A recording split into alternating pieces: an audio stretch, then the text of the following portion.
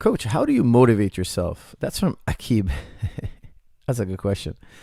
Guys, motivation is the key. I don't care if you have the world's best training program. I don't care if you have the world's best trainer. I don't care if you have the world's best training equipment. I don't care if your facility has all this technology. If you don't have the motivation, you're going nowhere. Okay, motivation is number one. I'm a huge believer in keeping motivation strong.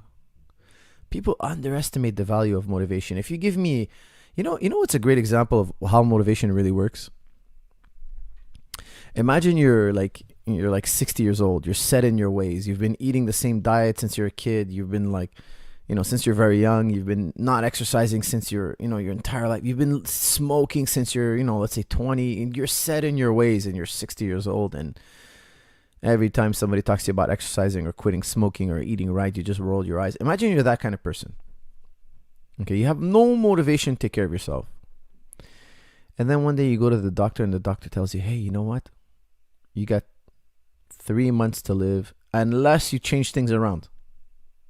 Now, I've seen this happen to people, okay? As you get older, you'll see it yourself. All of a sudden, that guy changes. Boom. And a blink of an eye, the next day, he's exercising. Don't get me wrong. I know some people don't. But the vast majority of people, all of a sudden, start juice fasting, losing weight. Somehow, some way, they start going for long walks on a daily basis. They go morning and noon and afternoon. They're walking and lifting their little weights. And they're so motivated now to lose the weight, to get healthy. You can see on YouTube, there's so many stories where, somebody got bad news or their wife left them or that's some type of traumatic experience that was related to their health. Or the doctor told them, hey, you're going to die if you continue this way. And they changed on a dime. They just completely changed. Why? Did they learn something new about fitness and exercise? Sure they did, but they could have learned that all years ago. They could have picked up a book. They could have went online. They weren't listening. Why are they listening now? Motivation. If you look at world champions, oftentimes world champions come from a very poor background. Why is that? Because these guys have to win to eat. They have to win to better their lives. If they don't succeed, the consequences are dire. So when people tell me, coach, I want to become a black belt, or coach, I want to be able to squat this much, and I don't see them really on that path, I tell to myself, that's not really what they want. They're living a good life. What they want is they want to be a blue belt. That's the maximum they really want. Because if they really wanted to get to black belt, they would have made the sacrifices. They would have had that motivation. Motivation is immense. And it's also a muscle. Your own personal motivation, you're responsible for your own personal motivation. And you have to train your motivation like a muscle.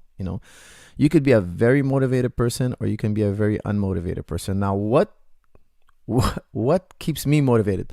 The mind plays tricks on you. Every human has a bias. There is nobody here who sees things exactly as they are. Now, I play with that bias. I always tell myself, look, if I don't get up, if I don't do this, I'm going to get old. I'm going to become weak. I'm going to fall behind. Like, I whip myself, but that motivation comes from inside. I want these things really bad because I fear the consequences if I don't get them.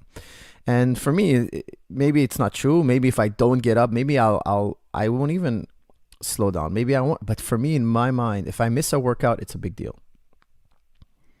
If I don't study a sequence, it's a big deal. Like, I have this constant feeling of needing to thrive and survive because of a fear of failure. I have this fear. That's what drives me. But if you have $1 million in your bank account being deposited every week, if you have some kind of cushy life, easy life, it might be a lot less motivating. It is very difficult. Then it's really the love of the sport, which obviously is what I have as well. I have an incredible love for the sport. I enjoy training and wrestling, but I also fear falling behind and losing touch with what's the most efficient new ways of doing things. I really want to stay on the edge of what's new, what works, what makes sense, what's passé, what's not going to be working in the future. This is really, really important to me. So my key to you is you have to ask yourself, why are you doing this? Why are you learning these things? Why are you training? Why are you competing? why are you not competing? Why are you not lifting? Why are you doing these things? Like what really makes you tick?